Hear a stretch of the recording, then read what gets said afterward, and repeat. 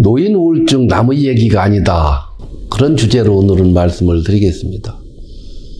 나이 들면 우울한 경우가 많습니다. 물론 병원에 갈 정도는 아니지만 우울한 감정이 문득문득 찾아오는 것이 현실입니다. 물론 항상 유쾌한 사람들도 있겠지만 나이 들면서 대부분 사람들은 지난 세월을 더듬어 보면 후회되는 일이 한두 가지씩 가지고 사는 경우가 있습니다.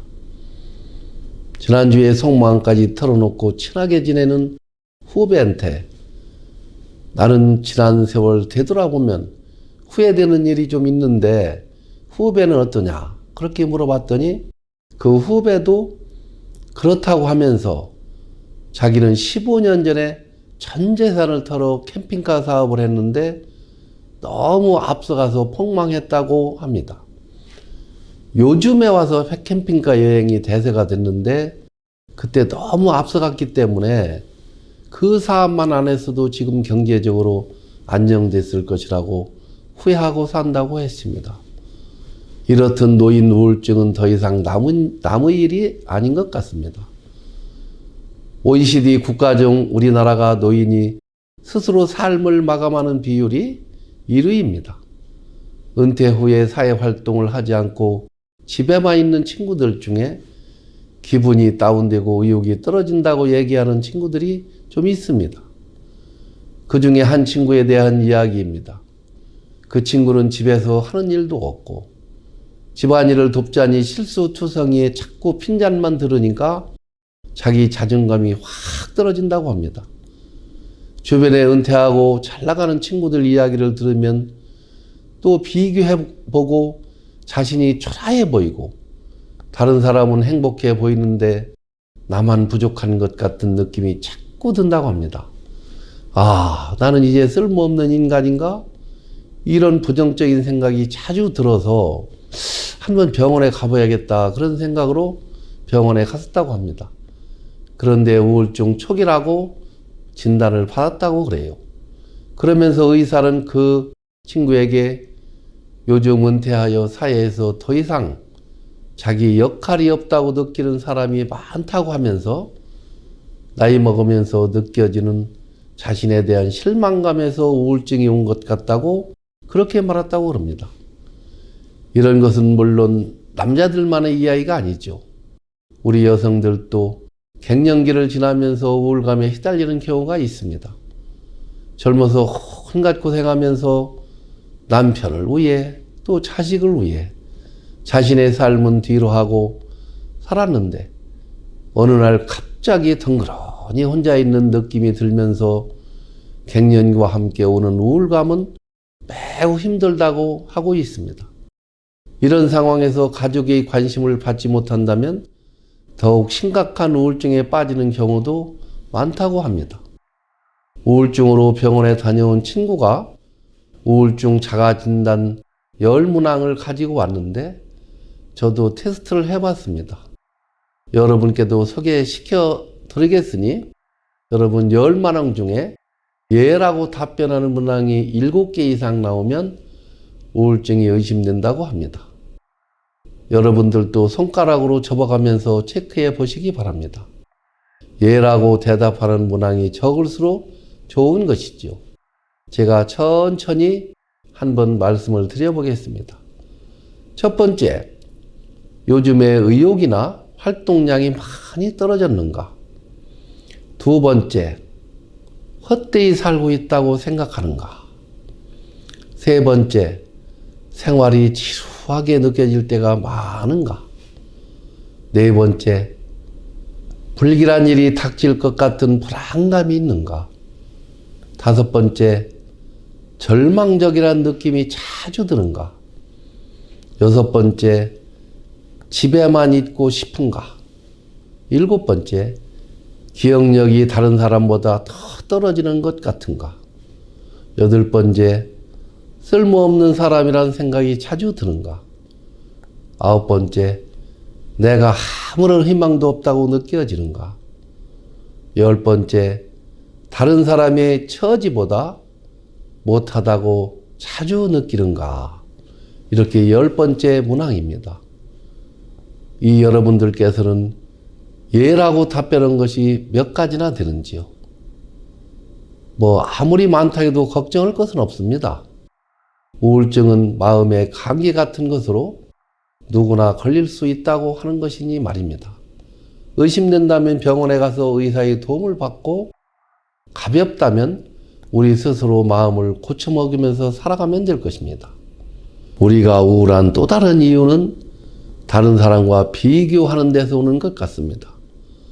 더 많이 가지고 있는 사람과 비교하면서 자기 것을 작게 보는 것이지요. 이 차이를 젊은 시절에는 새로운 도전으로 따라잡을 수 있다는 생각이 들지만, 나이 먹으면 마음은 먹을 수 있어도 이 몸과 시간이 따라주지 않습니다. 나이 들어서도 그렇게 비교하는 사람은 매사에 우울하고 또 우울할 수밖에 없습니다. 제 지인 중에 한 분은 서산 AB쪽에서 간척지 농사를 무려 5만 평이나 짓습니다. 농사 짓는 모든 땅이 그분 소유이지요. 올해도 가을 추수에 다 했다고 식사 한 끼 하자고 해서 AB지구에 가서 만났는데, AB쪽에 그 칼국수 잘하는 집이 있습니다. 그 집에서 칼국수 한 그릇 먹어가면서 대화를 했는데, 제가 그 지인 형한테 형님은 세상에 부러울 것이 없지요? 그렇게 물어봤더니 자기 땅이 5만 평에서 가을에 황금 물결 치는 것을 보고 있으면 진짜 남부러울 것이 없다고 그래요. 그런데 가끔 TV에서 서울 강남 아파트 한 채가 수십억 한다는 소리를 들으면 내 자산은 규모만 크지 재산 가치는 강남과 비교도 안 된다고 생각하면 농사꾼으로 살고 있는 것이 어떤 때는 잠깐 우울할 때도 있다고 웃어가면서 그렇게 말을 합니다. 이와 비슷한 사례를 영상에서 저는 들은 적이 있습니다. 양창순 정신과 교수가 세바시 영상에서 강의하는 것을 제가 들었는데요. 자기한테 상담하러 온 환자 중 한 사람이 부동산 재벌인데 우울하다고 그렇다고 합니다. 그래서 하시는 일상이 무엇이냐 이렇게 물어봤더니 부동산 보러 다니고 좋은 부동산 사가지고 자기가 구입한 땅을 우리나라 지도에 표시하는 것이 일상이라고 했다고 합니다.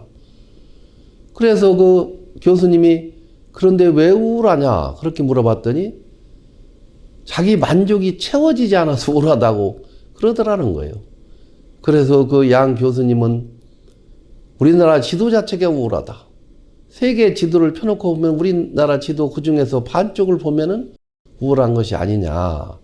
그렇게 웃으면서 만족은 소유에서 오는 것이 아니라 마음에서 온다. 그러면서 우울하지 않으려면 욕심을 내려놓고 자족하면서 현재 지금 가진 것을 즐기는 그런 때 우울함이 없어진다라고 말했다고 합니다. 그렇습니다. 만족은 물이 발목까지 차오르는 것이 아니겠습니까? 여러분 생각해 보십시오. 물이 위로 더 차오를수록 답답해지지 않습니까? 가슴까지 차면 숨쉬기 불편하고 만약에 목까지 차오른다면 더 답답할 것입니다. 입과 코까지 덮어버리면 우리가 숨을 쉴 수 없어 죽게 되는 것이죠. 이렇듯 사람은 환경에 적응을 정말 잘합니다. 원하고 바랐던 바를 이루면 이룬 얼마 안 돼서 그것에 익숙해지지요. 당연시하게 되는 것입니다. 그래서 더 나은 것을 원하고 또 더 나은 것을 바라게 됩니다. 야, 이것만 성취하면 행복하고 만족할 수 있을 것 같다. 하지만 성취하면 또 익숙해져서 또 다른 더 큰 만족과 행복의 소스를 찾게 되는 것이죠. 그렇기 때문에 우울하지 않고 즐겁게 살려면 현재 우리가 가지고 있는 상황에 만족하고 감사하면서 그 속에서 행복을 찾아야 하는 것 같습니다. 우리가 잘 아는 다산 정약용 선생님의 늙음에 미학에 나오는 글을 한번 공유해 보면 나이가 들면 눈이 침침하고 귀가 잘 안 들리는 것은 필요한 만큼만 듣고 좋은 말만 들으라는 것이고 잇몸이 약한 것은 연한 음식만 먹고 정신이 깜빡깜빡거리는 것은 살아온 지난 세월을 후회하지 말라는 것이니 바람처럼 다가오는 시간을 선물처럼 받아들이면서 가끔 힘들면 한숨 한 번 쉬고 하늘을 볼 것이다. 멈추면 보이는 것이 참 많습니다라고 말하고 있습니다. 철학자 플라톤은 행복의 조건으로 5가지를 말하고 있습니다. 첫째는 먹고 입고 살고 싶은 수준에서 조금 부족한 듯한 재산. 둘째, 모든 사람이 칭찬하기에 약간 부족한 용모. 세 번째, 자신이 자만하고 있는 것에서 사람들이 절반 정도밖에 알아주지 않는 명예. 넷째는 겨루어서 한 사람에게는 이기고 두 사람에게 질 정도의 체력. 다섯 번째, 연설을 듣고도 청중의 절반은 손뼉을 치지 않는 말솜씨가 그것입니다. 플라톤이 생각하는 행복의 조건들은 완벽하고 만족할 만한 상태에 있는 것들이 아닙니다. 조금은 부족하고 모자란 상태입니다. 중국 춘추 전국시대 공자가 태산을 유람하던 중 산기슭에서 남루한 옷을 입고 악기를 연주하며 노래를 부르는 한 노인을 만났는데 노인의 표정이 너무 행복해 보았습니다. 그래서 공자가 노인에게 선생께서 즐거워하는 까닭은 무엇입니까? 이렇게 묻자 그 노인이 대답했습니다. 나의 즐거움은 아주 많습니다. 하늘이 만물을 낼 때 모든 것 중에 사람을 가장 귀한 존재로 내었는데 내가 사람으로 태어났으니 이것이 바로 첫째가는 즐거움이고, 사람은 태어나자마자 죽음을 맞는 경우도 있는데 나는 이미 노인이 되었으니 그 또한 즐거움입니다. 마지막으로 돌을 닦는 이에게 가난하게 사는 것은 당연한 일인데 내가 가난하게 살고 있으니 어찌 행복하지 않겠습니까? 라고 대답했다고 그럽니다. 진정한 만족은 물질의 많고 적음에 있지 않습니다. 행복한 사람들은 자신의 마음과 생활 속에 공통적으로 만족함을 갖고 있는 경우가 있습니다. 그리고 그들은 탐욕을 버려야 그것이 가능하다는 것을 알고 있는 것 같습니다. 요즘 나오나 노래 중에 테스 형이라는 노래가 있는데 거기서 나오는 테스 형은 소크라테스를 말하고 있죠. 소크라테스는 가장 적은 것으로도 만족하는 사람이 가장 부유한 사람이라고 말했습니다. 나오나 이 테스 형 노래 가사처럼 어쩌다가 한바탕 턱 빠지게 웃는다. 그리고는 아픔을 웃음에 묻는다는 그 가사말처럼 과거의 괴로움이나 아픔 등을 어쩌다 한바탕 웃을 때 그 웃음에 묻고 활기차게 살아갑시다.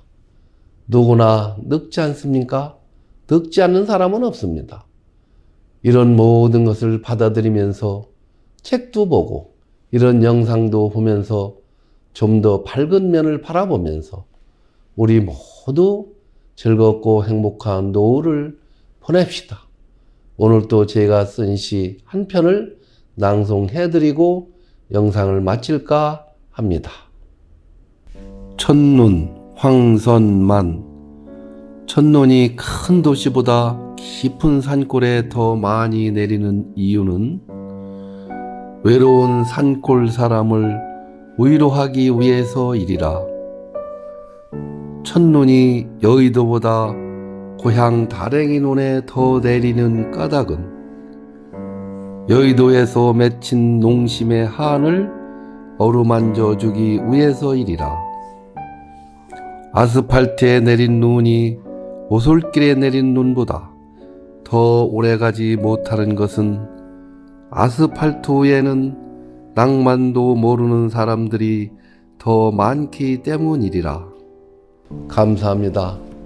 오늘 또 구독과 좋아요, 댓글을 달아주시는 여러분들에게 진심으로 감사드리면서 제 영상을 보시는 모든 분들의 건강과 행복을 기원드립니다.